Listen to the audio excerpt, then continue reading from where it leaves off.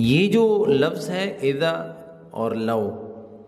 اور بیچ میں نے لکھا ہے یوم، تھوڑی سی کنفیوژن ہوتی ہے کچھ لوگوں کے لیے، لیکن میں آپ کو ہمیشہ بتاتا ہوں کہ جب بھی میں کوئی بھی ترجمہ کرتا ہوں، وہ ترجمہ جو ہوتا ہے وہ لہجوں کی وجہ سے اس طرح ہوتا ہے۔ اذا جو ہے اگر ہم فصیحہ میں لیتے ہیں اذا، تو اذا کا مطلب ہے جب، ٹھیک ہے؟ لیکن یہاں پہ جو اذا آتا ہے عربی میں تو وہ شرط کے لیے آتا ہے، شرط، یعنی اس کے بعد جواب شرط بھی ہوتا ہے جملے میں، یعنی یہ شرط ہوتی ہے جب کہتے ہیں نا کہ اذا، کہ جب ایسے ایسے ہوا